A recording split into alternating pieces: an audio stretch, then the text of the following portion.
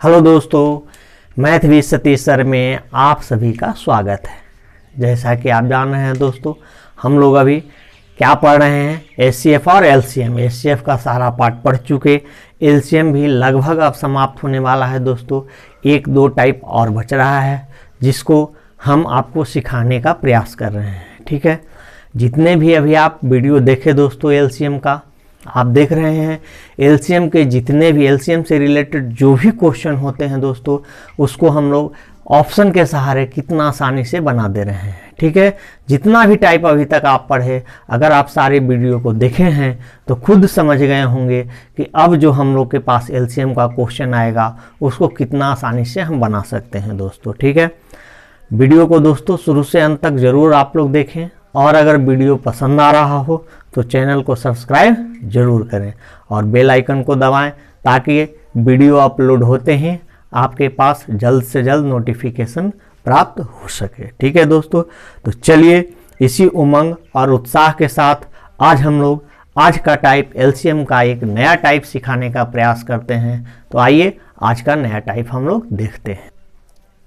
देखिए दोस्तों, आज का पहला क्वेश्चन, इस टाइप का क्वेश्चन आप बिल्कुल देखे होंगे अगर आप तैयारी में लगे हुए हैं। अगर एचसीएफ एलसीएम चैप्टर आप बनाए हैं कभी, तो इस टाइप का क्वेश्चन आपको मिला होगा दोस्तों। इस टाइप का क्वेश्चन का भी प्रोसेस बहुत लंबा होता है। ठीक है, लेकिन आप डिविजिबिलिटी रूल के सहारे इस क्वेश्चन को आसानी से क्या कर सकते हैं, सॉल्व कर सकते हैं। क्वेश्चन क्या कह रहा है दोस्तों, क्वेश्चन कह रहा है कि वह छोटी से छोटी संख्या क्या होगी जिसे 2, 3, 4, 5 और 6 से भाग करने पर शेषफल हमेशा 1 बचे लेकिन 7 से पूर्णतः विभाज्य हो। या ऐसे भी इस क्वेश्चन को कहा जा सकता है दोस्तों कि 7 का वह छोटे से छोटे गुणज क्या होगा जिसे 2, 3, 4, 5 और 6 से भाग करने पर शेषफल हमेशा 1 बचे। क्वेश्चन दोनों सेम है, बस सिर्फ क्वेश्चन पूछने का तरीका बदलता है दोस्तों। ठीक है, अब इस क्वेश्चन को भी हम लोग आसानी से कैसे कर सकते हैं, तो आइए इस क्वेश्चन को देखते हैं। ठीक है, इस क्वेश्चन को हम दोनों तरीका आपको सिखा रहे हैं। पहले हम लोग इसका डिविजिबिलिटी रूल के सहारे और दूसरा जो इसका प्रोसेस है। ठीक है, एक पहला क्वेश्चन है आज का है, तो इसलिए एक क्वेश्चन का तो प्रोसेस हम बताएंगे ही बताएंगे, फिर नेक्स्ट जो भी क्वेश्चन देंगे उसका सॉल्यूशन सिर्फ और सिर्फ हम लोग डिविजिबिलिटी रूल से करेंगे। तो चलिए आइए आज का क्वेश्चन हम लोग स्टार्ट करते हैं। कहता है कि 7 से पूर्णतः विभाज्य हो। तो फर्स्ट ऑफ ऑल ये 4 ऑप्शन आपके पास गिवन होगा दोस्तों, 4 ऑप्शन दिया रहेगा। चारों ऑप्शन में से कोई एक ऑप्शन होगा जो 7 से विभाज्य होगा। कभी कभी ऐसा क्वेश्चन भी आ सकता है दोस्तों कि एक ऑप्शन से ज़्यादा यानी 2 ऑप्शन 7 से डिवाइड हो रहा हो। उस केस में क्या करेंगे, तो थोड़ा सा आपको हम एक्सप्लेन करने का प्रयास करते हैं, सिखाने का प्रयास करते हैं। आइए, तो 7 का डिविजिबिलिटी रूल लगाइए। अगर 7 का डिविजिबिलिटी रूल आपको याद है तब तो ठीक है, और नहीं तब तो फिर 7 से सबको भाग देना पड़ेगा। 7 का डिविजिबिलिटी रूल क्या होता है दोस्तों कि इकाई अंक को 2 से गुना करके घटा देते हैं लेफ्ट में से। तो 1 को 2 से गुना करके घटाइएगा तो 2 कितना हो जाएगा, 28। 7 से कट रहा है कि नहीं, तो इसका मतलब कि ये आंसर हो सकता है। आगे चेक कर लेते हैं, इसको अगर 2 से गुना करके इसमें से घटाइएगा 18, ये नहीं कटेगा तो ये हो नहीं सकता है। इसको 2 से गुना करके घटाइएगा 4, ये हो गया 26, ये भी 7 से नहीं कटता है। इसको गुना करके घटाइएगा तो 0 हो जाएगा ना दोस्तों। 0 को 2 से गुना कीजिएगा क्या हो जाएगा, 0, और 0 घटाइएगा तो क्या बचेगा, 31, तो ये भी 7 से नहीं कटेगा।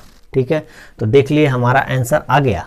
आंसर आ गया, कुछ करने की ज़रूरत नहीं है, कोई एलसीएम नहीं निकालना है। ठीक है, देखिए कितना आसानी से आंसर आ चुका है। ठीक है, लेकिन अब कहिए कि अगर सर यहाँ पर तो एक ही ऑप्शन कट गया, अगर 2 ऑप्शन कोई कटता तब हम लोग क्या करते, तब थोड़ी सी आपके लिए परेशानी बढ़ जाती दोस्तों। ठीक है, क्या परेशानी बढ़ता कि देखिए हम लोग को अब क्या करना पड़ता कि 2, 3, 4, 5, 6 सारे का डिविजिबिलिटी रूल नहीं चेक करेंगे, तब तो फिर समय मेरा खत्म हो जाएगा दोस्तों।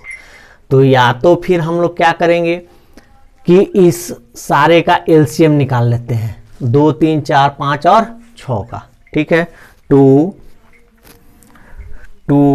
3, 4, 5, 6 का एलसीएम निकाल लीजिए। ठीक है, इतना छोटा नंबर है कि आप एलसीएम तो बिल्कुल ही आसानी से निकाल सकते हैं दोस्तों। ठीक है, इसका एलसीएम क्या हो जाएगा, एलसीएम हो जाएगा 60।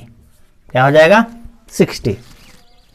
ठीक है ना, क्यों हो जाएगा, देखिए 62 से कटता है, 3 से कटता है, 4 से भी कटता है, 5 से भी कटता है और 6 से भी कटता है। ठीक है, अब हमको क्या करना होगा दोस्तों कि जब दो दो ऑप्शन मेरा सही हो जाएगा डिविजिबिलिटी रूल से, तब क्या करेंगे कि इस एलसीएम से हम उसको डिवाइड करके चेक कर लेंगे कि रिमाइंडर 1 किस में आता है। तो देखिए अगर 301 को आप 60 से डिवाइड कीजिएगा तो देखिए 1 रिमाइंडर देगा, और यहाँ रिमाइंडर क्वेश्चन में कितना कहा है, 1 बचे। तो जहाँ रिमाइंडर 1 बचेगा वो हमारा आंसर हो जाएगा। ऐसा कभी नहीं हो सकता है कि रिमाइंडर आपको 2 बचे दोनों में, यानी 2 बचने का मतलब 2 नहीं बचे, यानी दोनों ऑप्शन में सेम रिमाइंडर बचे, ऐसा कभी नहीं होगा। ठीक है, किसी में भी एक में ही जो रिमाइंडर आपका डिमांड किया जा रहा है वो बचेगा। ठीक है, अब आते हैं प्रोसेस की बात। प्रोसेस से अगर हम लोग इस क्वेश्चन को बनाते हैं दोस्तों तो एलसीएम तो 60 आएगा, और 60 में क्या करेंगे कि 60 + 1 करेंगे, क्या हो जाएगा 61। 61 क्या डिवाइड हो रहा है 7 से, नहीं हो रहा है। तो अब इसका एक तरीका होता है कि इसको 60k कर दीजिए +1, 60k + 1 को 7 से डिवाइड कर दीजिए। क्या कीजिए, 7 से डिवाइड कर दीजिए। ठीक है, रिमाइंडर बचेगा 8 7 या 56, यानी 4k + 1।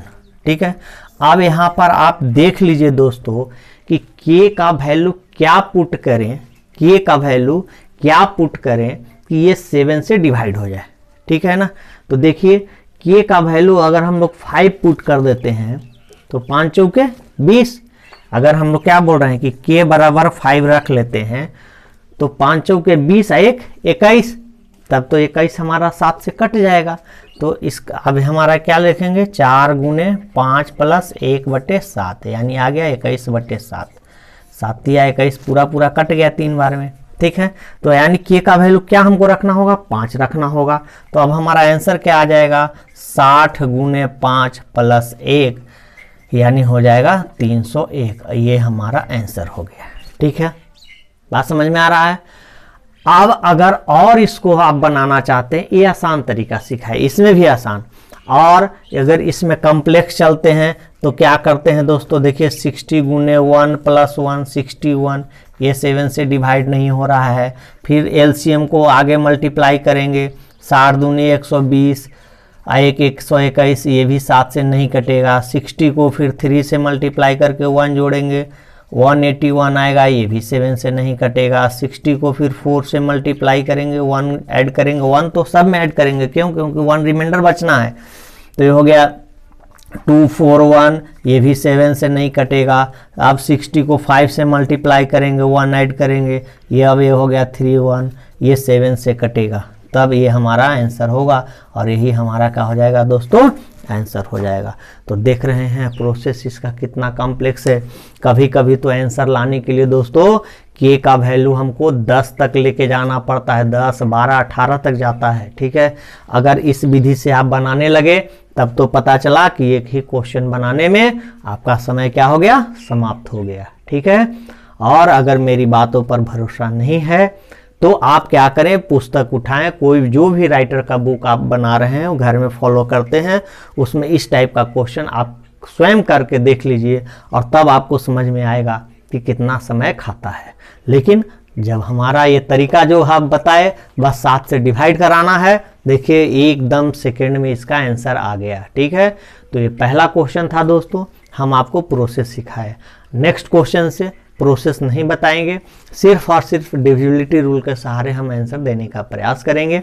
अगर ये चीज़ आपको नहीं समझ में आया तो चलिए एक बार फिर से हम एक्सप्लेन कर देते हैं। एलसीएम 60 आया है, रिमाइंडर क्या बचना है, 1 बचना है। ये प्रोसेस एक्सप्लेन कर रहे हैं, रिमाइंडर 1 बचना है। तो यहाँ पे 60k रख दी +1/7 कर दिए। ठीक है, अब ये 60k को 7 से भाग दे दिए तो कितना, 8 7 56 होता है, बच गया 4k और ये +1/7। ठीक है, अब यहाँ पर हम बोले कि k का कौन सा ऐसा वैल्यू पुट करें कि आपको 4 से मल्टीप्लाई करके 1 ऐड करने पर 7 से डिवाइड हो जाए। तो के का मान हम देख रहे हैं कि अगर 5 रख देते हैं तो 5 4 जा 20 और प्लस 1 21, 21 7 से डिवाइड हो रहा है। इसका मतलब है कि एलसीएम को हमको 5 से मल्टीप्लाई करा के और 1 ऐड करना पड़ेगा। तो एलसीएम को 5 से मल्टीप्लाई कराइए और 1 ऐड कर दीजिए, आंसर आ गया 301। ठीक है, उम्मीद करते हैं कि ये सारी चीज़ आपको समझ में आया होगा। तो आइए अब इससे रिलेटेड हम लोग दूसरा क्वेश्चन देखते हैं। देखिए दोस्तों, सेकंड क्वेश्चन, ठीक है, क्वेश्चन सेम है। कहता है कि वह छोटी से छोटी संख्या क्या होगी जिसे 3, 5, 6, 8, 10 और 12 से भाग करने पर शेषफल हमेशा 2 बचे लेकिन 13 से पूर्णतः विभाज्य हो। ठीक है, फिर हम लोग यहाँ पर 2 रिमाइंडर बचना चाहिए, लेकिन किससे पूर्णतः विभाज्य हो? 13 से। ठीक है, तो यहाँ कोई एक ही ऐसा ऑप्शन होगा दोस्तों जो 13 से पूरा पूरा कट रहा होगा, कोई भी एक ऑप्शन होगा। तो 13 से अगर इसको भाग देते हैं तो 13 सत्ते 91, 53, 13 चौका 52, ये नहीं कटेगा। 13 पचे 65, अब 4 बच गया 42, 13 के पहाड़ा में 42 नहीं आता है, ये भी नहीं कटेगा दोस्तों। इसका मतलब है कि यही कटने वाला है। तो देख लीजिए, 13 सत्ते 91, बच गया 5 और 13 चौका 52, तो यही एक ऑप्शन आ रहा है कि नहीं आ रहा है दोस्तों? तो देखिए हमारा आंसर आ गया 962। आ गया कि नहीं आ गया? देख रहे हैं इतने बड़े क्वेश्चन का आंसर सेकंड में आया कि नहीं आया? ठीक है, क्या बताए कि 13 से परफेक्टली डिविजिबल, 13 से पूर्णतः विभाज्य हो। ठीक है, तो कोई एक ही ऑप्शन होगा जो 13 से कट रहा होगा। बोले हैं कभी कभी ऐसा होगा कि एक ऑप्शन से ज़्यादा ऑप्शन 13 से डिवाइड होने लगेंगे, दो ऑप्शन डिवाइड होने लगेंगे। जब 2 ऑप्शन डिवाइड होने लगेगा तब फिर हमको एलसीएम निकालना कंपलसरी हो जाएगा, लेकिन यहाँ पर एक ही डिवाइड हुआ है। तो देखिए हमारा आंसर 962 आ चुका है। ठीक है, आप इस टाइप के जितने भी क्वेश्चन होंगे दोस्तों, आप मेरे प्रोसेस से, मेरे तरीका से बना के देखें, आपको आंसर बहुत आसानी से आ जाएगा। ठीक है दोस्तों, देखिए वीडियो हम थोड़ा सा छोटा वीडियो लोड करते हैं। वीडियो मैक्सिमम 20 से 25 मिनट का होता है। ठीक है, 5 क्वेश्चन 6 क्वेश्चन आपको कराते हैं दोस्तों। इसलिए कराते हैं ताकि आप छोटे वीडियो को आसानी से देख सकें। बड़ा वीडियो बना देंगे आप थोड़ा सा बोर होने लगेंगे। ठीक है, छोटा वीडियो बनाते हैं, ये देखने में छोटा ज़रूर लगता है दोस्तों, लेकिन जब आप इस वीडियो को देख रहे हों तब कॉपी पेन लेके अगर बैठें और जैसे हम बता रहे हैं, पहले आप क्या करें दोस्तों कि एक क्वेश्चन समझाए, आपको कॉन्सेप्ट समझ में आ गया, दूसरा क्वेश्चन जब दिए आप वीडियो से क्वेश्चन लिख लीजिए कॉपी पर और वीडियो को पॉज कीजिए और तब सेल्फ इसको बनाइए। जब आपसे सेल्फ ना बने तब फिर मेरे सॉल्यूशन को देखिए। ठीक है, अगर इस ढंग से आप वीडियो को देखते हैं तो यही 20 मिनट का वीडियो 1 घंटा का वीडियो बन जाएगा दोस्तों। ठीक है, यही अगर हम लोग ऑफलाइन में पढ़ाते हैं तो 1 घंटे के क्लास में 6 क्वेश्चन 7 क्वेश्चन हो पाता है। ठीक है, और सेम चीज़ यहाँ करते हैं तो देख रहे हैं कि 20 मिनट से 25 मिनट का वीडियो जाता है, लेकिन वो जो तरीका हम आपको करने का बता रहे हैं अगर आप वो करेंगे तो यही 20 मिनट का वीडियो 1 घंटा में कन्वर्ट हो जाएगा और तब आपको लगेगा कि हम आज के वीडियो से कुछ सीख पाए। ऐसे सिर्फ वीडियो देख रहे हैं तब तो फिर कोई फ़ायदा नहीं है। आप देख रहे हैं, देखिएगा, उस टाइम तो कंसेप्ट ये दिमाग में घुस जाएगा, लेकिन 1 दिन 2 दिन के बाद वो कंसेप्ट आप फिर भूल जाते हैं और फिर से वीडियो देखने लगते हैं। तो बार बार आप वीडियो देखते हैं और वीडियो देख के अपना समय बर्बाद कर रहे हैं। वीडियो सिर्फ एक बार देखिए, जो कॉन्सेप्ट बताया गया उसको सीख लीजिए और सीख कर घर में सेल्फ जितना प्रैक्टिस कर सकते हैं वही आपके लिए फ़ायदा होगा। तो आइए अब हम लोग अगले क्वेश्चन की ओर बढ़ते हैं।